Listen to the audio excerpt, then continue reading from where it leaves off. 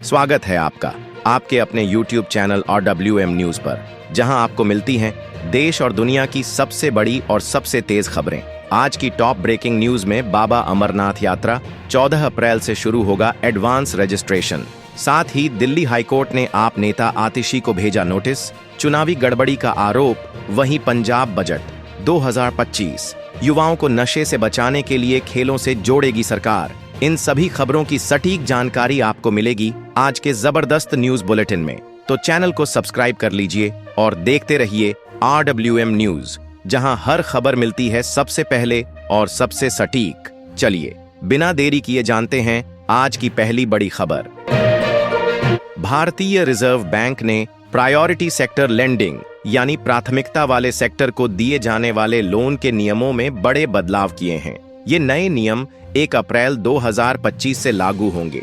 SBI की एक report के मुताबिक इन नए नियमों से MSME, खेती किसानी, रिन्यूएबल एनर्जी, किफायती मकान और समाज के कमजोर तबकों को मिलने वाले लोन में बढ़ोतरी होगी। इससे न सिर्फ इन सेक्टर्स को फायदा मिलेगा, बल्कि देश के इंक्लूसिव एंड सस्टेनेबल ग्रोथ के लक्ष्य भी पूरे करने में मदद मिलेगी।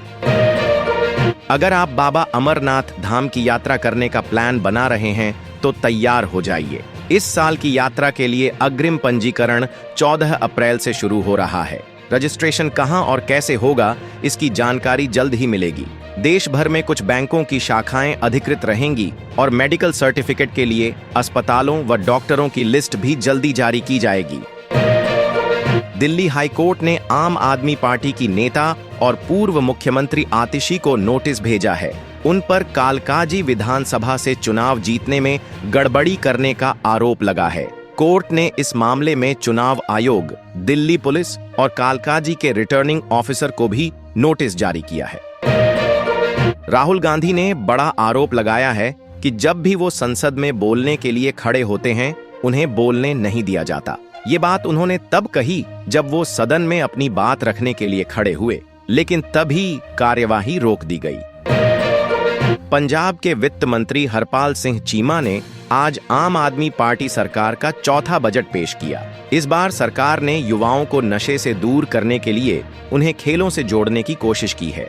इसके अलावा पंजाब में पहली बार ड्रग जनगणना होगी, जिससे पता लगाया जाएगा कि नशे का असर कितना है और नशा मुक्ति केंद्रों का इस्तेमाल कैसे हो रहा है।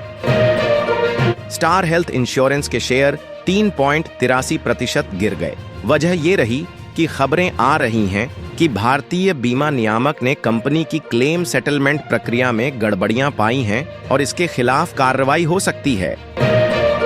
DRDO और भारतीय नौसेना ने ओडिशा के चांदीपुर में vertical launched short range surface to air missile का सफल परीक्षण किया। ये मिसाइल पूरी तरह से भारत में बनी है।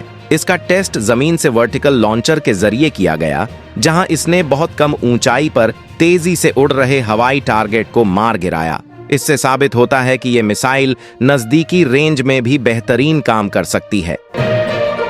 कोयला मंत्रालय दिल्ली में कमर्शियल कोयला खदानों की नीलामी का 12वां दौर शुरू कर रहा है। इस बार 13 खदानों की पूरी तरह से और 12 खदानों की आंशिक रूप से खोज हो चुकी है। सरकार चाहती है कि इससे देशी और विदेशी निवेशक आकर्षित हों, जिससे भारत को ऊर्जा और औद्योगिक विकास में आत्मनिर्भर बनने में मदद मिलेगी। केंद्र सरकार की फेक न्यूज पकड़ने वाली यूनिट ने पिछले 3 सालों में 1500 से ज्यादा फर्जी खबरों की पहचान की है। सूचना और प्रसारण मंत्री अश्विनी वैष्णव ने लोकसभा में बताया कि अब तक 72,000 से ज्यादा सवाल आए हैं। उन्होंने यह भी बताया कि PIB की fact check unit social media पर सही जानकारी देकर लोगों को सच बताने का काम करती है। संसद ने बैंकिंग कानून में बदलाव करने वाला नया बिल पास कर दिया है। इसे राज्यसभा से मंजूरी मिल गई, जबकि लोकसभा पहले ही इसे पारित कर चुकी थी। इस बिल के तहत RBI act 1934, banking regulation act 1949, state bank of India act 1955 और कुछ अन्य बैंकिंग कानूनों में बदलाव किए जाएंगे। प्रधानमंत्री इंटर्नशिप योजना को लेकर आज कॉर्पोरेट कार्य मंत्रालय वर्चुअल ओपन हाउस आयोजित करेगा। इसमें उम्मीदवारों को उनकी शंकाओं के जवाब और जरूरी जानकारी मिलेगी। ये सेशन खास तौर पर उन लोगों के लिए है जो इस इंटर्नशिप के बारे में ज्यादा समझना चाहते हैं। भारतीय सेना की ताकत बढ़ाने के लिए रक्षा मंत्रालय ने एक 155 मिलीमीटर 52 कैलिबर एडवांस्ड तोप और high mobility gun towing vehicle खरीदने का समझौता किया है। ये डील टाटा एडवांस्ड सिस्टम्स और भारत फोर्ज लिमिटेड के साथ हुई है, जिसकी कुल कीमत करीब 6,900 करोड़ रुपए है। केंद्रीय सहकारिता मंत्री अमित शाह ने बताया कि ये नया विधेयक गांवों की अर्थव्यवस्था को मजबूत करेगा और छोटे उद्यमियों को आगे बढ़ाने में मदद करेगा। इसके जरिए सहकारी क्षेत्र में इनोवेशन, रिसर्च और डेवलपमेंट को भी बढ़ावा मिलेगा, जिससे स्वरोजगार के नए मौके बनेंगे। मार्केट के उतार चढ़ाव के बीच म्यूचुअल फंड के हाइब्रिड कैटेगरी से फरवरी में 21,657 करोड़ रुपए निकाले गए। जनवरी में इससे भी ज्यादा 26,202 करोड़ रुपए निकाले गए थे।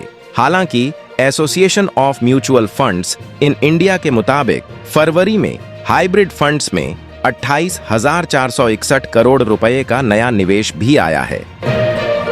चीन एआई की दुनिया में लगातार नए नए कमाल कर रहा है। पहले डीप सीक ने सबको चौंका दिया था और अब एक नया चीनी एआई स्टार्टअप मैनस सुर्खियों में है। इसकी खास वजह, कंपनी का दावा है कि उन्होंने दुनिया का पहला जनरल एआई एजेंट बना लिया है। अगर ये सच में वैसा ही काम करता है जैसा दावा किया जा रहा है, तो एआई की दुनिया में एक बड़ा बदलाव देखने को मिल सकता है। बिहार में इसी साल के आखिर में विधानसभा चुनाव होने हैं, तो जाहिर है सियासी हलचल तेज हो गई है। एनडीए के 4 बड़े सहयोगी बीजेपी, जेडीयू, जितनराम मांझी की पार्टी और चिराग पासवान की पार्टी दिल्ली में बैठकर चुनावी रणनीति पर चर्चा करने वाले हैं। इस मीटिंग में बिहार चुनाव का एजेंडा तय होगा और आगे की प्लानिंग पर बात होगी। एप्पल फैंस के लिए बड़ी खबर, एप्पल ने अपने सालाना इवेंट WWDC 2025 की तारीखों का ऐलान कर दिया है। यह इवेंट 9 जून से 13 जून 2025 तक चलेगा। लेकिन मजेदार बात यह है कि एप्पल ने अभी तक यह नहीं बताया कि इस बार कौन कौन से नए धमाकेदार प्रोडक्ट्स या अपडेट्स आने वाले हैं। गाजियाबाद और नोएडा में शराब की दुकानों पर जबरदस्त भीड़ लगी हुई है। वजह, एक पर एक फ्री ऑफर। लोग लाइन में खड़े होकर स्टॉक भर रहे हैं। लेकिन सवाल यह है कि आखिर इतनी दरियादिली क्यों? असल में मार्च का महीना खत्म होने वाला है और ठेकेदारों के पास अभी भी काफी स्टॉक बचा हुआ है। अगर 31 मार्च तक ये शराब नहीं बिकी तो आबकारी विभाग इसे जब्त कर लेगा। यही वजह है कि दुकानदार नुकसान से बचने के लिए ग्राहकों को तगड़ा ऑफर दे रहे हैं। शराब प्रेमियों के लिए तो ये किसी जैकपॉट से कम नहीं। इस बार ईद उल फितर की नमाज सड़क पर अदा करने वालों पर सख्ती होगी। पुलिस ने साफ कर दिया है कि अगर कोई सड़क पर नमाज पढ़ता पाया गया तो FIR दर्ज होगी और यहां तक कि पासपोर्ट भी रद्द करने की सिफारिश की जा सकती है। मतलब मक्का मदीना जाने का प्लान भी खतरे में पड़ सकता है। कांग्रेस के 12 विधायकों के निलंबन पर सियासत गर्मा गई है। विधानसभा के अंदर भी हंगामा हुआ और बाहर भी।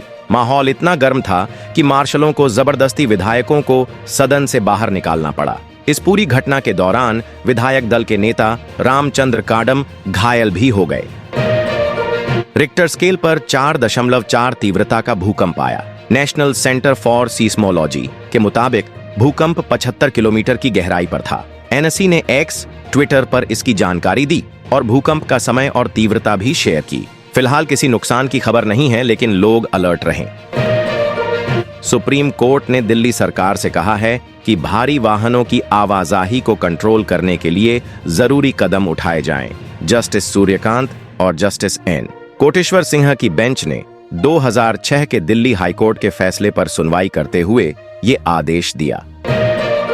तमिलनाडु के पूर्व मुख्यमंत्री और अन्नाद्रमुक महासचिव एडप्पादी के पलानीस्वामी ने मंगलवार को दिल्ली में गृह मंत्री अमित शाह से मुलाकात की। अब कयास लगाए जा रहे हैं कि अन्नाद्रमुक और बीजेपी फिर से गठबंधन कर सकते हैं, खासकर राज्य में होने वाले आगामी विधानसभा चुनावों से पहले। हालांकि अभी तक इस पर कोई आधिकारिक बयान नहीं आया है, लेकिन राजनीतिक गलियारों में चर्चाएं तेज हो गई हैं।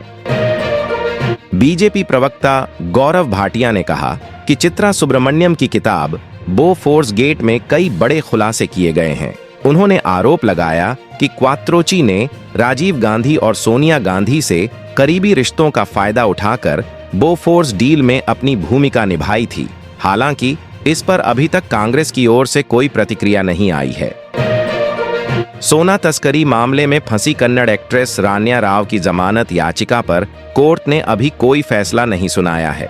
मंगलवार को हुई सुनवाई में अभियोजन पक्ष ने दावा किया कि रान्या ने सोने की खरीद के लिए हवाला चैनलों का इस्तेमाल करने की बात कबूल की है। ईडी अब सौर ऊर्जा के कलपुर्जे बनाने वाली कंपनी से 5% कमीशन मांगने के मामले की गहराई से जांच कर रहा है। इस केस में निकांत जैन की कंपनियों और बैंक खातों में हुए लेन देन की भी पड़ताल होगी। जांच में और बड़े खुलासे हो सकते हैं। बिहार विधानसभा चुनाव 2025 नजदीक आते ही बीजेपी ने कमर कस ली है। चुनावी रणनीति पर चर्चा करने के लिए पार्टी के सांसद आज दिल्ली में संजय जायसवाल के घर डिनर पर जुटेंगे। खास बात यह है कि इस मीटिंग में बीजेपी अध्यक्ष जेपी नड्डा भी मौजूद रहेंगे। इसके साथ आज की वीडियो में बस इतना ही। अगर आपको वीडियो अच्छी लगी हो तो वीडियो को लाइक करें, शेयर करें और चैनल को सब्सक्राइब करें और बेल आइकन दबाएं ताकि नए वीडियो की अपडेट आपको मिलती रहे। तब तक के लिए जय हिंद, जय भारत।